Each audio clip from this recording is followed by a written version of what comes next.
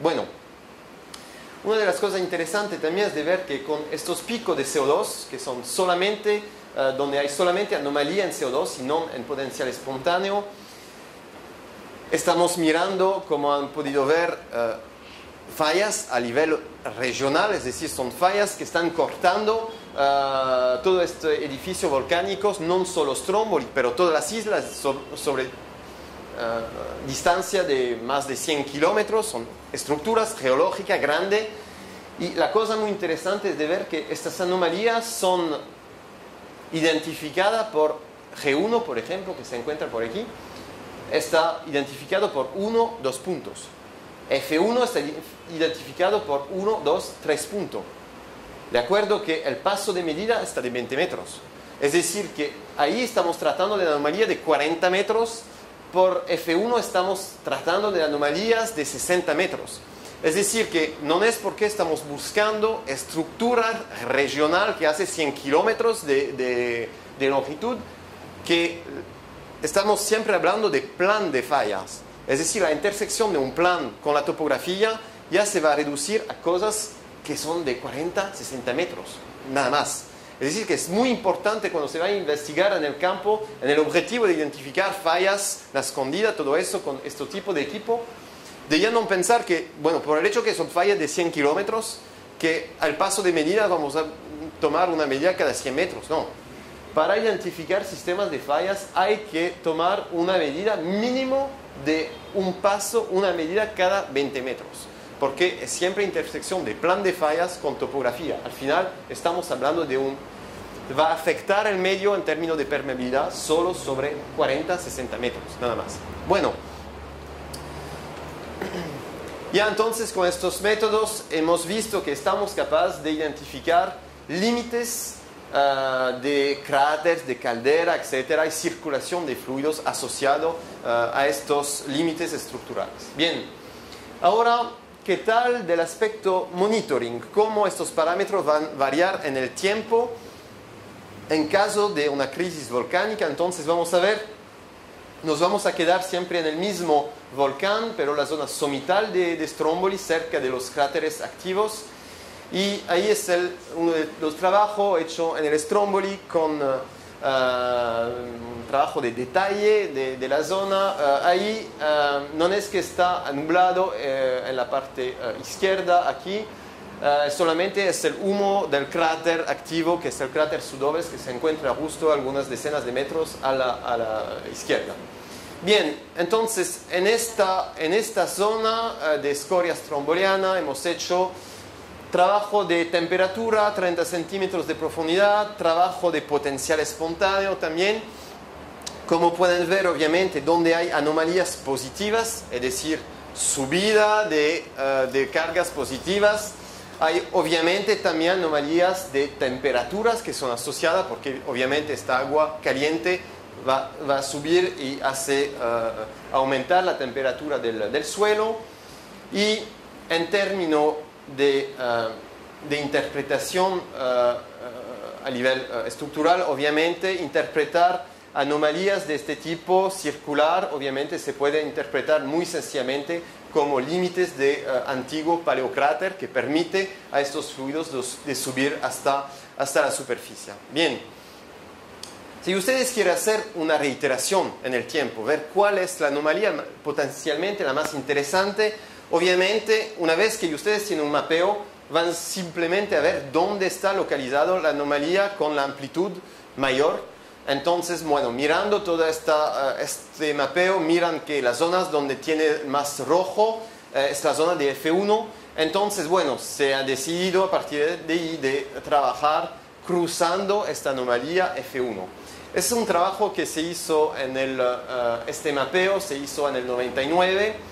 Y lo interesante, como bueno, este máximo de anomalía tiene en temperatura tiene 94 grados a 30 centímetros de profundidad. Ahí estamos puesto en el máximo de la anomalía de F1. Como pueden ver, en superficie no se mira nada. Eso es una característica en varios volcanes. Ustedes hay que entender que un volcán simplemente es un gran condensador que el vapor sube, sube y cuando los productos están no consolidados, es decir, que el aire pasa entre las escorias, entonces llegando casi a superficie, este vapor de agua se va a condensar. ¿Por qué? Porque se enfría en permanencia con el aire que va a enfriar el sistema, y así nos podemos encontrar con casi 100 grados a 30 centímetros debajo de los zapatos sin mirar absolutamente nada. Okay. Bueno, ya pasamos a un evento siempre en este mismo volcán, en el evento de crisis importante que hubo Stromboli en el 2002-2003, y vamos a intentar de ver la relación con el máximo de potencial espontáneo. Bien, bueno, la crisis de Stromboli ha sido algo bastante importante para la vulcanología en Italia, porque bueno, Stromboli está conocido desde varios miles de años como el faro del Mediterráneo por el hecho que tiene su actividad permanente, es decir, una erupción cada 10-15 minutos. Hace parte de los pocos volcanes en el mundo que tienen una actividad permanente desde centenas de años. Y bueno, lo que pasó el 28 de diciembre del 2002, esta actividad ha cambiado totalmente de una actividad explosiva típica stromboliana, definido en este volcán Stromboli, pasó a una actividad efusiva, es decir, bajada de colada de lava y separó totalmente la actividad explosiva somital. Como ven ahí, ven perfectamente en esta imagen las coladas de lava que bajan hasta el mar y solamente humo en los cráteres, pero ya separó toda la actividad explosiva. Bueno, en práctica, la actividad de fisura eruptiva y colada de lava son cosas que ya se había visto en el pasado para Stromboli, 67, 75, 85, 86, 86 son cosas que ya se estaban esperando este tipo de actividad. Lo que pasó totalmente desconocido a nivel histórico para este volcán, 2 días después, el 30 de diciembre del 2002, hubo 2 eventos de colapso del volcán. Colapso que se han podido fotografar por los personales del INGB que están de Italia, que estaban ahí justamente por la colada de lava y se le colapsó 2 veces una parte del volcán. Ahí esta segunda vez han visto que en la costa ya el primer colapso ya se comió una parte de la costa. Y obviamente estos 2 colapsos han producido varios daños, bueno, ningún herido por suerte, pero bueno, varios daños en las habitaciones, un tsunami que llegó, el máximo de la altitud ¿cómo se dice?, el run-up del tsunami, donde llegó la ola a tocar las habitaciones en la altura la más importante, ha sido hasta 11 metros, ola de 11 metros, bueno. Por suerte no hubo ninguna víctima por el hecho que Stromboli, las islas en Italia no son turísticas por nada durante el invierno. Los italianos prefieren descansar. Entonces, bueno, no hubo ningún herido durante este periodo. Y bueno, además de este colapso que ocurrieron, son 26 millones de metros cúbicos que colapsaron en este volcán.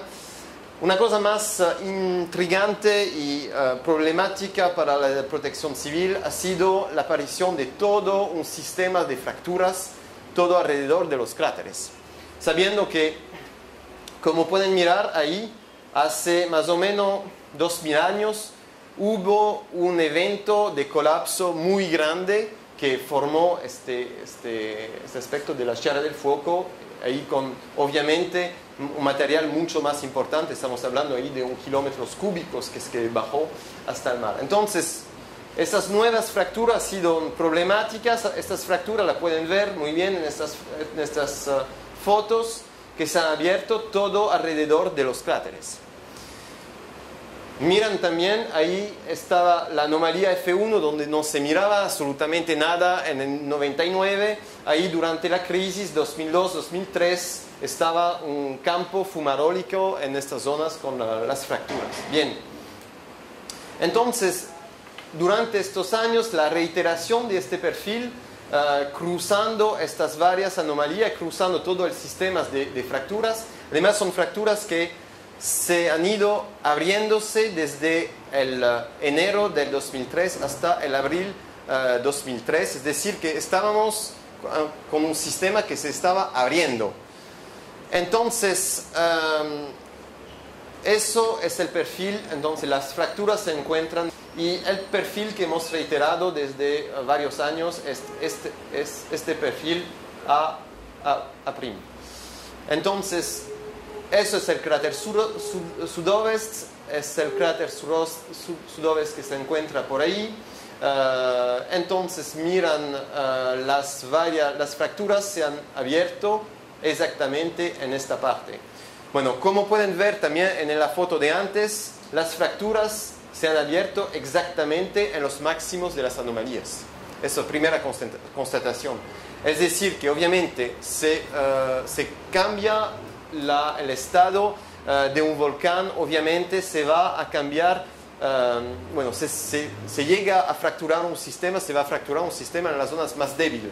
Las zonas más débiles son también las zonas más permeables, donde hay ascenso de fluidos en forma mayor, es decir, que es normal de ver una relación perfecta entre la anomalía F1 y las zonas de las fracturas. Obviamente el volcán se ha fracturado en las zonas más débiles. Como pueden ver, en la reiteración de estos perfiles le hemos reiterado en potencial espontáneo, en térmica y en CO2.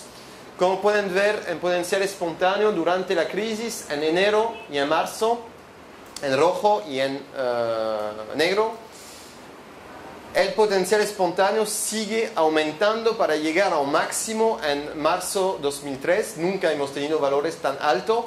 Simplemente, ¿por qué? Porque el sistema se está abriendo, entonces el flujo de vapor sube con más intensidad, entonces más cargas positivas, entonces nos encontramos también con anomalías las más altas posible en potencial. Bien, entonces ya que le he presentado todos estos métodos, vamos a poder llegar a la correlación con la tomografía, que ya tiene su idea muy clara sobre el aspecto multidisciplinar con estos varios métodos. ¿Qué tal de la tomografía? Bien, la tomografía nos va a dar un elemento más, bueno, hemos visto hasta ahora si temperatura, potencial espontáneo, los dos están relacionados al agua. La tomografía de resistividad eléctrica, lo vamos a ver, está también relacionada directamente al agua del sistema volcánico. Bueno, ya pasamos a metodología que necesitan material bastante pesado. Son ya las últimas misiones que hizo, son misiones con 20 personas, porque llegamos a más o menos 800 kilos de material con estos rollos de cable. Ahí estuvo las primeras misiones con solamente, en los buenos tiempos, en solo 8 rollos de cable de 25 kilos cada uno.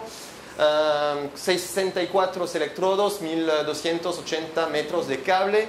Bueno, el principio de la tomografía de resistividad eléctrica es muy sencillo. Básicamente estamos usando el principio que ustedes conocen en física lineal, de la ley de Ohm, en U = RI. Entonces simplemente ya no estamos hablando en geología de resistencia, pero de resistividad, es decir, que es una transformación de la resistencia, pero en 3 dimensiones. Pero el principio, la ley de base, de física de base, es la misma, es decir, que se va a inyectar una corriente I en ampere, se va a medir una diferencia de potencial en milivoltios, y se va a poder reencontrar la resistividad del suelo. Entonces, en el campo, bueno, básicamente ya se va a poder cruzar volcanes de ambos lados, pasando por adentro de los cráteres, para obtener entonces imagen, van a ver, muy bien definida. Por el hecho que y ustedes tienen 64 electrodos. Tiene 32 de un lado, 32 del otro, en el medio tiene su equipo, que como lo miran por aquí, este equipo va a hacer todas las posibilidades posibles de 2 a 2 entre 64 electrodos. Al final se van a encontrar con una adquisición que dura más o menos 1 hora y media, se van a encontrar con perfil con más de 500 medidas. Entonces van a ver que se va a poder llegar a hacer trabajo de geología, porque son imagen muy bien definida. Bueno, luego, entonces, lo que vamos a medir es resistividad. Bien, ¿a qué porque los resultados que vamos a tener son tan buenos, es debido a un hecho que las variaciones de resistividad en los suelos volcánicos o geológicos en general, bueno, en vulcanología funciona muy bien porque hay contraste de permeabilidad. Bueno, hay variaciones de varios órdenes de grandeza. Entre un sistema más o menos seco de escoria podemos llegar hasta 30.000 ohmmetros. En la reunión llegué hasta 300.000 ohmmetros de resistividad. Los valores típicos de las rocas volcánicas tipo escoria estamos alrededor de los 2.000 ohmmetros. Si ustedes tienen un acuífero ya van a bajar a los 100 ohmmetros. Si tiene sistemas hidrotermales van a bajar a 10. Si tiene agua de mar están a 0,2. Como ven, estamos en una escala que cambia de varios órdenes de grandeza. Entonces, vamos a acoplar esto con las otras técnicas que son el flujo de CO2 directamente en gramos metro cuadrado y por día. Lo que ya le he presentado, la concentración en CO2, la temperatura, 30 centímetros de profundidad y el potencial espontáneo. Bueno, al final, como le decía, son grupos muy grandes que trabajan, estamos más o menos siempre a 16, 20 personas para hacer este método, pero no solamente de tomografía, sino el acoplamiento. Vamos a ver en qué es importante de no hacer solo tomografía, pero acoplar esto con los otros métodos, potencial espontáneo, flujo, concentraciones de CO2 y temperatura. Bien, primera aplicación que hicimos en el 2002 ha sido a una escala muy pequeña. La escala que ya reconoce siempre de las zonas de Stromboli en este famoso perfil A', y mirando los resultados, ahí tienen este bloque 3D, encima está puesta la temperatura, medida en el 99. En esta zona XZ pueden ver la resistividad que se ha medido en el mayo de 2002, es decir, 6 meses antes de la crisis. En blanco están mirando ahí las varias fracturas que se han abierto durante la crisis del volcán. Y ahí tienes el perfil de potencial espontáneo. Lo que miran es claramente que tienes dos anomalías muy bien definidas en rojo, con conductores, es decir, calor, agua que sube hasta encima, que están asociadas directamente en las zonas que se han fracturado durante la crisis del 2002-2003 y en perfecta correlación con las anomalías positivas también de potencial espontáneo, donde el fluido sube hasta arriba.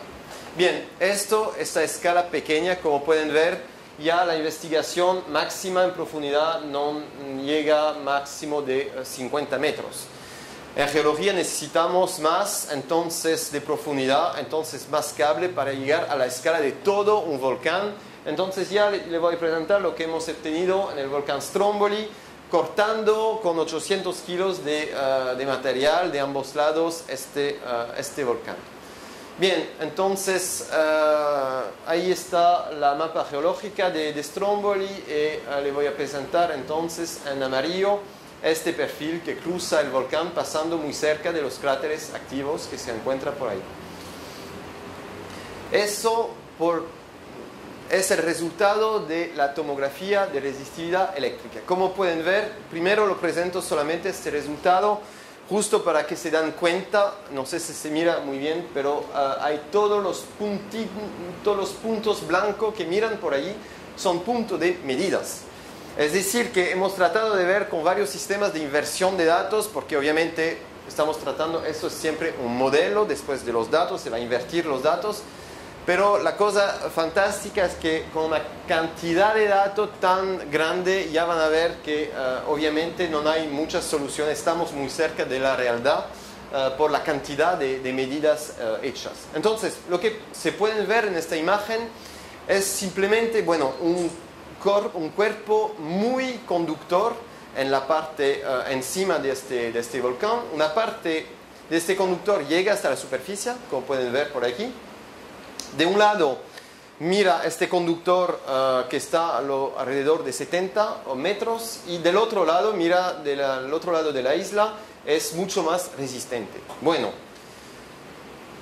lo bueno que se puede ya hacer interpretaciones geológicas, y van a ver que acoplando los métodos no es una fantasía, es realmente información de tipo geológica, en tipo de con fallas, viejos sistemas de falla. Eso no es un problema relacionado con el diseño. Con la tomografía eléctrica podrían tener ya una interpretación no muy mala sin tener los otros métodos juntos. Pero vamos a ver ahora un sistema un poco más complicado que se encuentra en Vulcano, que es una isla también cerca de Stromboli, a unos 10 kilómetros de Stromboli.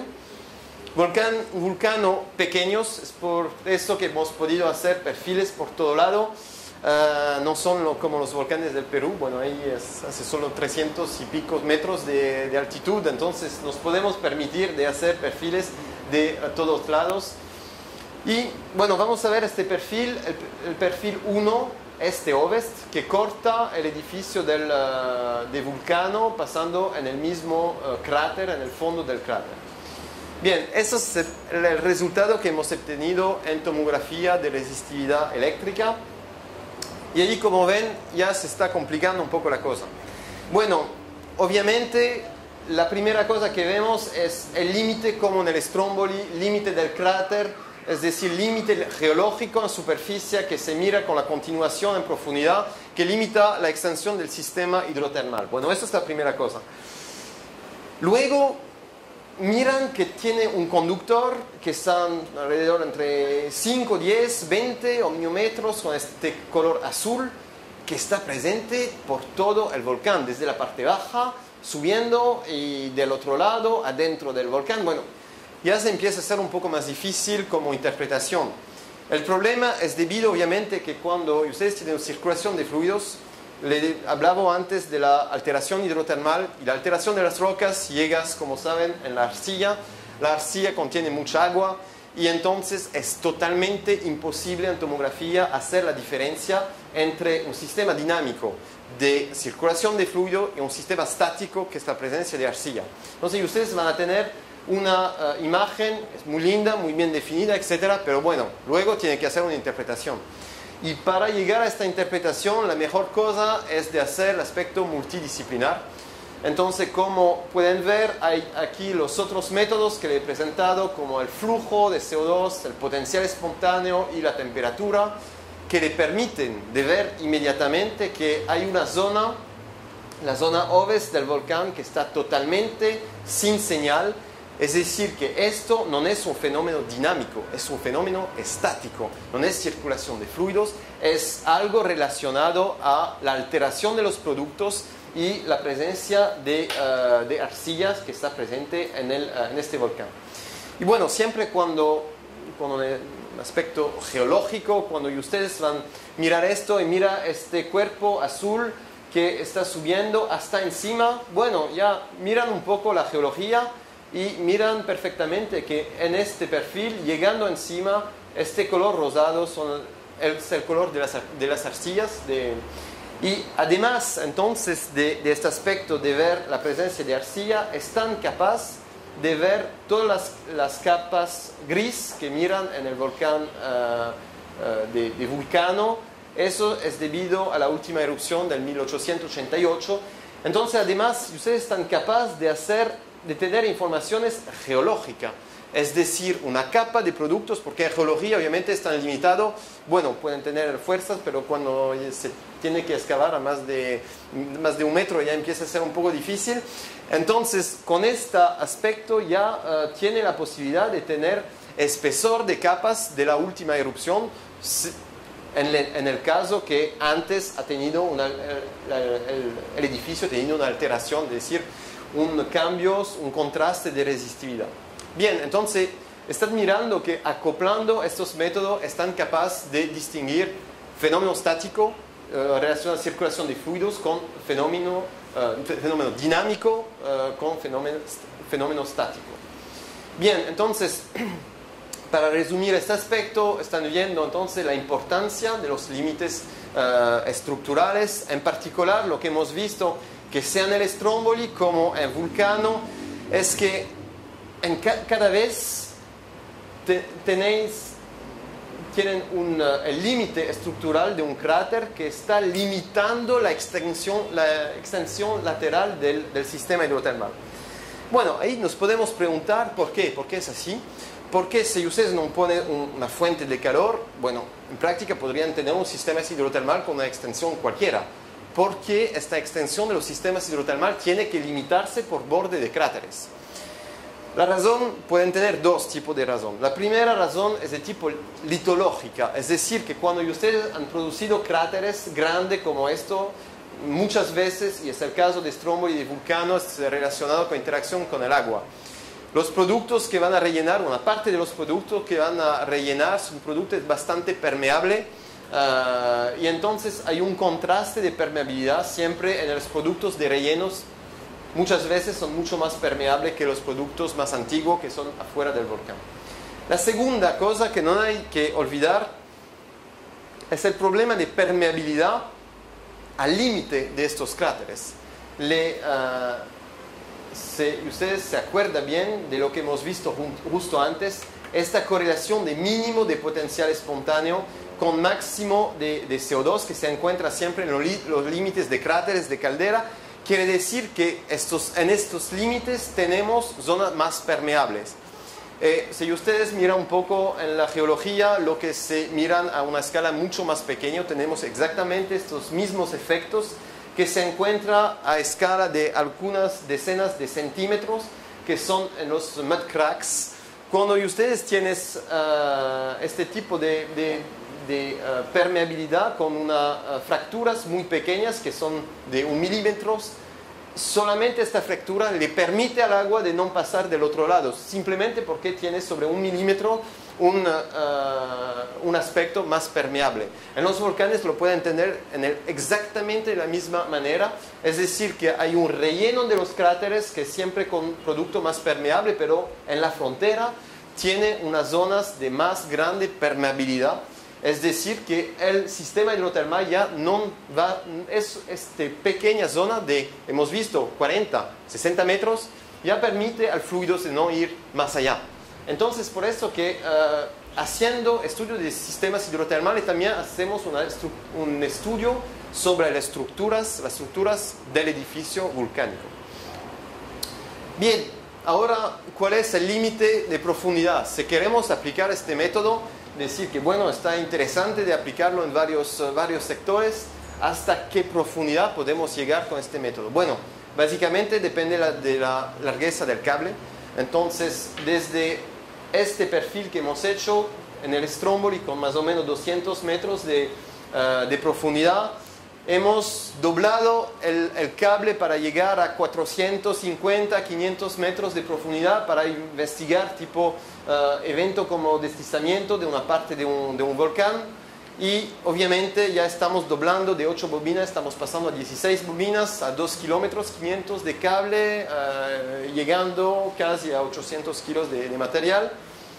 Y bueno, aplicando siempre en este mismo volcán, el Stromboli, vamos a poder tener ya una imagen que llega a gran profundidad hasta casi 500 metros de profundidad, viendo que estos límites estructurales se van yendo muy abajo en el edificio.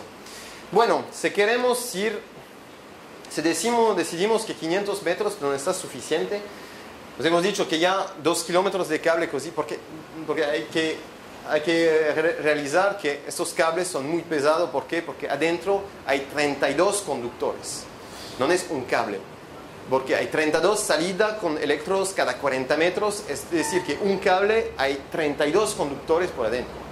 Entonces, hemos dicho que, bueno, más que esto, más que 16 bobinas, no es imaginable de hacer, pero para ir más profundo hay una metodología, lo que se llama el pole-dipole, es decir, poner un electrodo entre comillas al infinito, que sería más o menos 4 o 5 veces el perfil, pero la ventaja es que poner un electrodo al infinito con un cable, pero un cable único, no con 32 cables. Pero entonces a estas 16 bobinas juntamos 20 bobinas más de cable de 500 metros y hemos hecho la primera prueba, hemos hecho en enero del 2002 y en el Aquila, no en vulcanología, pero ya vamos a llegar a vulcanología pronto, poniendo entonces ese dispositivo y le pido, estuvo por interés de sedimentología, de paleovale, etcétera, que hemos hecho este trabajo con los italianos y le pido solamente de ver que la profundidad en la cual hemos llegado ahí desde 600 a menos 100, es decir que ya hemos superado los 700 metros de profundidad. Más que esto con este dispositivo no pienso que es imaginable de llegar, pero bueno, la primera prueba que vamos a hacer en aplicación a vulcanología, todavía tiene que esperar mi regreso para ver los resultados, será en marzo del 2004 en el volcán Vesubio, donde como ven vamos a extender estos cables pasando cerca del edificio del cráter del Vesubio y poniendo un electrodo al infinito y vamos a ver lo que vamos a obtener. Bueno, ok, luego ustedes pueden imaginar que obviamente tener una imagen de un volcán en 2D está bien, en 3D puede ser también muy interesante. Obviamente para obtener un 3D hay que ver los datos, es decir que como le he dicho, el vulcano es perfecto porque el volcán es pequeño, entonces no podemos permitir de hacer perfiles por todos lados y esto le voy a mostrar entonces el resultado de esta tomografía en 3D. Entonces primero vamos a ver solamente ahí esta topografía del edificio de Vulcano que va a hacer una vuelta y luego vamos a ver un corte que se va a desplazar siempre más en dirección de los cráteres y van a ver el resultado de esta inversión 3D que hemos podido hacer gracias a este colega, porque ya inversión 3D es un trabajo en sí mismo de programación. Gracias a este colega Johnson en los Estados Unidos hemos podido hacer este trabajo de inversión 3D. Están mirando ahí en la derecha la escala de resistividad en logarítmica. Obviamente están viendo que los valores más bajos, es decir, los conductores, son en azul. Y ya estamos cortando el volcán por pedazo y nos estamos viendo cómo va a evolver entonces esta resistividad en ohmios metros cuando nos estamos acercando del cráter. Van a ver la diferencia de resistividad justo cuando vamos a llegar adentro, al límite, y vamos a empezar a bajar adentro del cráter. Como hemos visto en 2D, ya lo vamos a tener en 3D. Bueno, la ventaja del 3D obviamente es de poder luego acoplar esta metodología con metodologías que nos permiten, por definición, de hacer 3D, como la sismología, identificar las fuentes de los sismos, etc.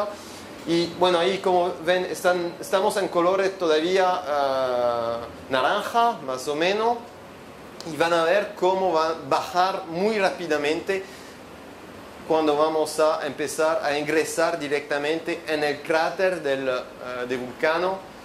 Ya estamos pasando en los colores verde y ya poco a poco el azul va a llegar con los conductores, el sistema hidrotermal desarrollado adentro del edificio de Vulcano, y así estamos llegando al mínimo del cráter y llegando del otro lado ya vamos a ver que ese sistema hidrotermal va a desaparecer.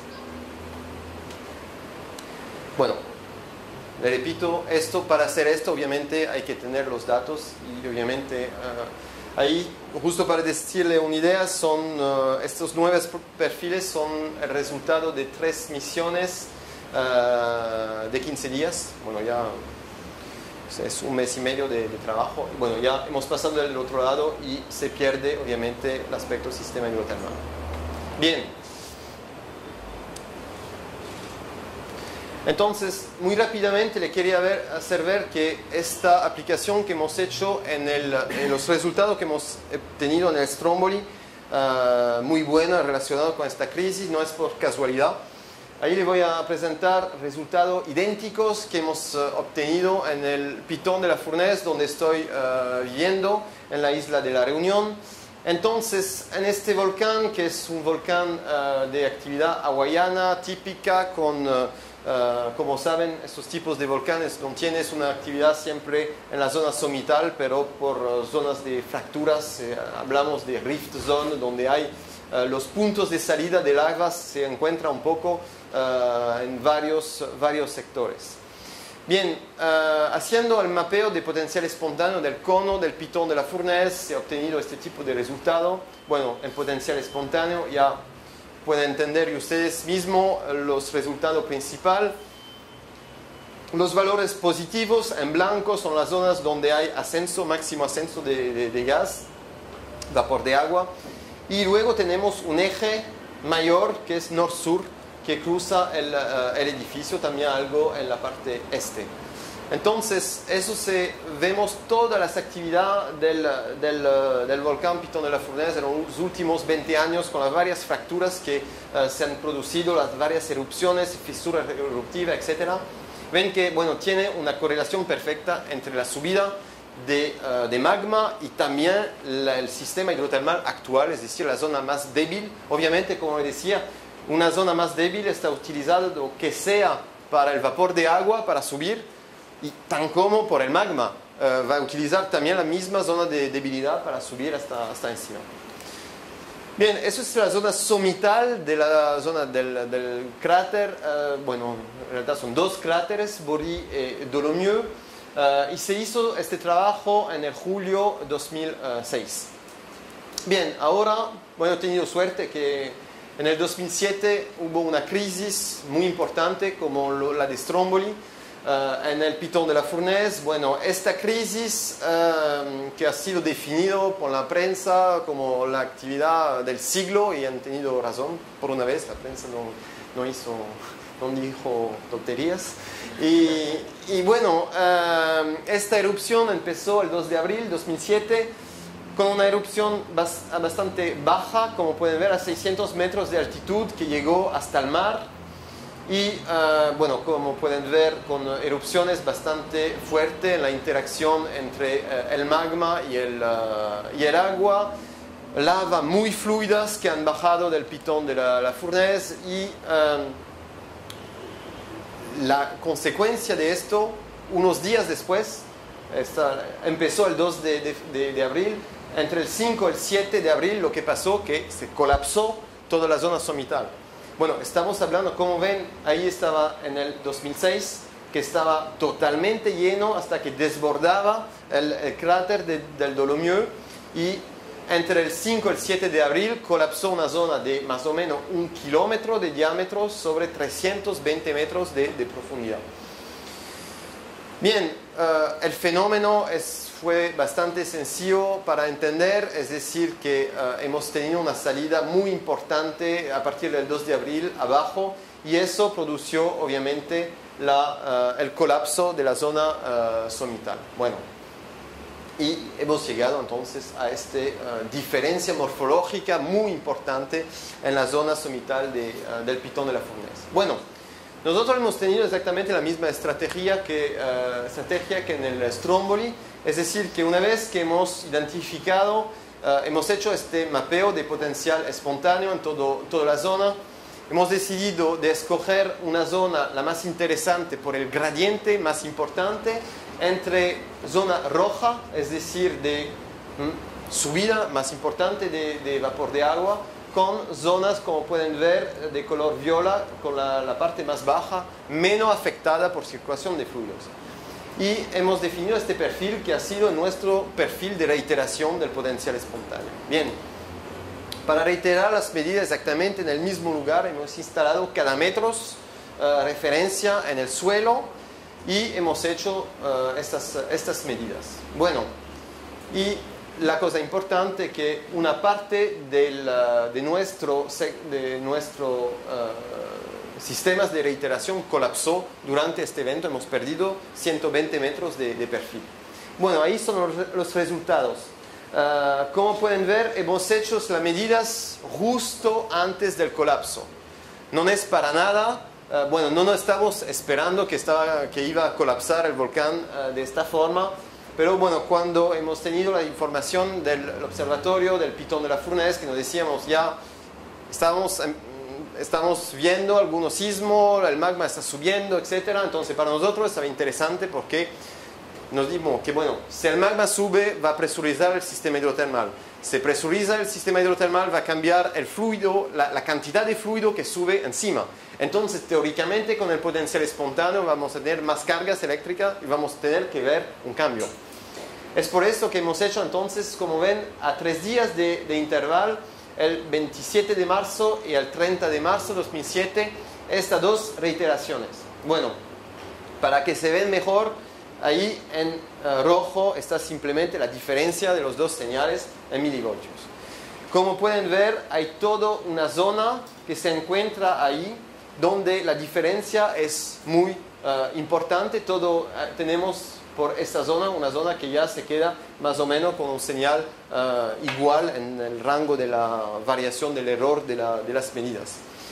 Y lo interesante es de ver que, bueno, en la zona en gris que colapsó se encuentra exactamente a más o menos 2 metros del punto más alto de esta anomalía, que está adentro de la zona donde hay unas variaciones de aumento del potencial espontáneo entre el 27 y el 30 de marzo. ¿Eso qué cosa quiere decir?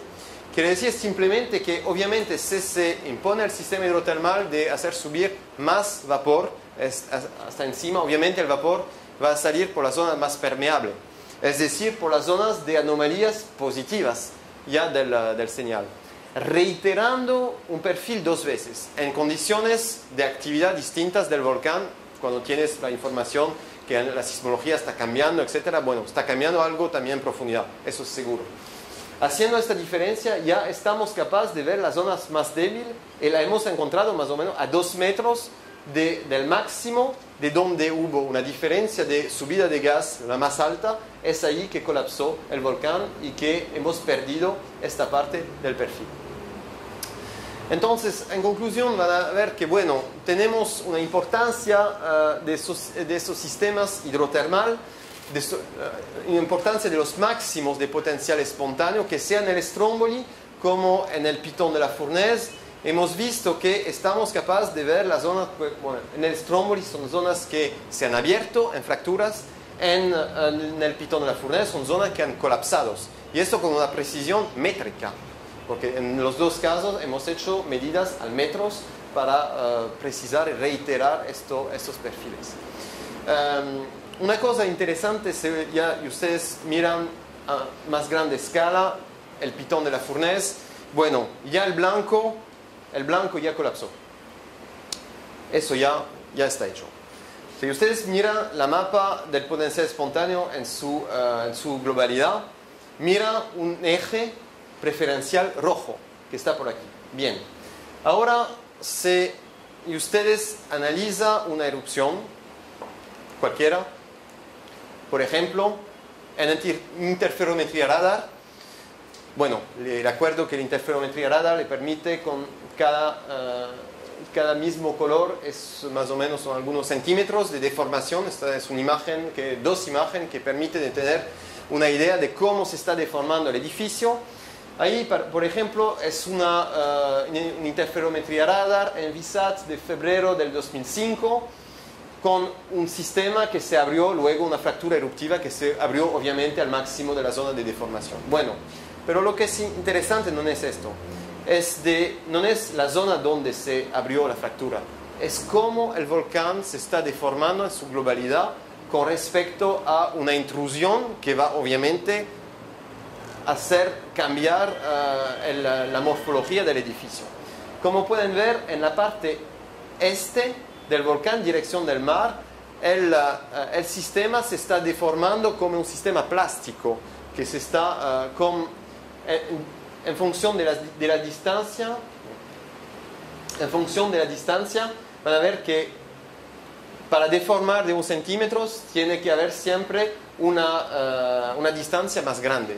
Del otro lado no tiene nada que ver, es decir, que la distancia que tienes en cada límite de cada color por cada deformación de 1 centímetro es igual hasta llegar acá. Es decir, que es exactamente lo mismo que un libro que ustedes abren cuando el volcán se deforma. Y lo interesante es que el límite de este libro, como pueden ver, se encuentra más o menos a la izquierda del punto, un poco más a la izquierda que el punto mínimo que en el medio del cráter del Dolomieu. Bueno, ahora ustedes hacen la comparación con el potencial espontáneo, un poco a la izquierda del medio del cráter Dolomieu. El cráter Dolomieu está por aquí, un poco a la izquierda, estamos exactamente sobre el máximo de potencial espontáneo. ¿Qué quiere decir esto? Quiere decir que por cualquier erupción que tienes el volcán se va deformando como un libro que se abre. El límite de deformación es exactamente las zonas donde hay el ascenso de vapor, el más importante, que es la zona de debilidad del edificio. Y obviamente, si en un futuro tiene que haber un evento más importante en este volcán, obviamente podemos imaginar que el volcán se va a romper en esta zona, que siempre es la zona que está solicitada, que se abre, que se cierra, etc. Obviamente es también la zona que está utilizada por todos los fluidos que suben. Obviamente, si hay que haber otro evento de este tipo, de colapso gigante, el próximo evento es seguro pasará exactamente por aquí, exactamente justo por el máximo del potencial espontáneo. Bueno, ahí estamos hablando de eventos cada miles de años, pero bueno, sabemos que en todas las islas volcánicas tenemos estructuras de colapso de este tipo. Bien, entonces, en conclusión, podemos decir que para instalar sistemas de deformación en un volcán, para ver cómo se tiene un objetivo de instalar monitoreo de deformación, se puede haber una estrategia bastante interesante. La primera es de hacer un estudio de la circulación de fluidos, como potencial espontáneo, tomografía eléctrica, gases del suelo, etc. A partir de estos estudios se va a obtener una imagen de alta resolución de las zonas la más débil de un volcán. Y a partir de estas imágenes, ya sabiendo dónde están localizadas las zonas más débiles de un volcán, se va a poder proponer una estrategia para instalación de un monitoreo en deformación. Bueno, en práctica es lo que se hizo, pero tarde, al revés, en el Stromboli. Es decir, que en el Stromboli el trabajo de investigación ha sido hecho antes, obviamente el potencial espontáneo, la térmica, etc. Pero se había podido instalar la deformación antes, porque es siempre un problema. Bueno, luego, como pueden ver ahí, se instaló un GPS, un sistema GPS, un sistema EDM para ver cómo se iba a deformar el edificio, pero es siempre muy complicado de tener una interpretación de una deformación cuando se instala el aparato ya en periodo de crisis, porque ya no se conoce cuál estaba el baseground, la base antes de esta erupción. Bien, quiero acabar, no se preocupe, es la segunda parte, pero es muy chiquita. Entonces, acabaré con, bueno, ahí hemos visto todo lo que es parte del aspecto estructural. Entonces, acabaré con el aspecto vigilancia de los sistemas hidrotermales. Ahí el problema de la vigilancia es que con los métodos eléctricos no se van a poder utilizar en vigilancia que sea el potencial espontáneo como la tomografía de resistividad eléctrica, como le he mostrado, por un simple hecho técnico, el hecho que pueden extender cable en el suelo poniendo electrodos, etc. El problema es que eso hace antena y ustedes, el primo rayo que cae se va a caer en su sistema. Entonces, eso no se puede utilizar. Entonces, vamos a ver cómo hemos utilizado el más sencillo, el método térmico. Bueno, el sistema que le voy a mostrar le hemos instalado en Vulcano en dos lugares distintos, el Gran Cratere que se encuentra acá y en Punta Nere que está más lejano, pero que está siempre sobre un límite estructural de un viejo cráter, entonces zona de drenaje también de estos fluidos hidrotermales. Bueno, básicamente se instaló, como se puede ver en esta figura, a 70 centímetros de profundidad, 50, 30, 10 centímetros de profundidad, 4 sensores con un simple data logger que permitía de medir estas temperaturas en continuo. Bueno, durante este periodo de medidas de temperatura hemos tenido la suerte de tener una crisis sísmica en Vulcano bastante importante. Esta crisis se encontró más o menos a 1 kilómetro de profundidad, como pueden ver en estos gráficos, básicamente en la curva acumulada de los eventos sísmicos, como pueden ver, entre el 29 de septiembre y el 16 de diciembre del 2009. Bien, si ustedes miran durante este periodo lo que pasó con los sensores de temperatura. Bueno, ahí miran para cada zona, en rojo, todo esto es la zona del Gran Cratere, aquí. En negro es la zona de Punta Nere que se encuentra acá. Con los varios sensores, obviamente, 10 más está profundo, más está caliente, obviamente, 10, 30, 50, 70 centímetros de profundidad, igual por ahí. Bueno, sinceramente, con este tipo de datos, yo no veo nada. Bueno, si yo estoy en un observatorio y que tengo que dar una alerta que pasa algo en el sistema hidrotermal, yo con estos datos no veo nada. Entonces, lo que hemos intentado de ver la idea en otro aspecto para ver si podemos extraer más informaciones. Y ustedes de estas informaciones pueden hacer todos los filtros que quieren de Fourier, no van a encontrar nada más que más o menos lo que están viendo ahí. Bueno, ahí puede ser que hubo una pequeña subida, pero sinceramente no es algo que un observador puede decir si está pasando algo en el sistema hidrotermal, no. Y bueno, además en la zona del Gran Cratere, sinceramente no hay nada de evidente. Entonces, la idea ha sido de tratar estos datos en forma distinta. Es decir, que un sistema hidrotermal básicamente, ¿qué cosa es? Es vapor de agua al nivel de la ebullición que sube y bueno, llegando casi en superficie, se va enfriando y hay una zona obviamente de condensación. Toda la zona de condensación es una zona convectiva, obviamente, en la cual el líquido sube y hasta llegar a una cierta profundidad. Luego la propagación del calor ya no se hace por conducción, una vez que todo el vapor de agua está condensado, pero se hace por conducción. Y la ventaja, la cosa interesante a nivel físico es que la ecuación del aspecto convectivo con respecto a la profundidad y el aspecto conductivo son dos ecuaciones totalmente distintas. Una es lineal, el aspecto conductivo, como pueden ver aquí, y cuando es convectivo no es lineal.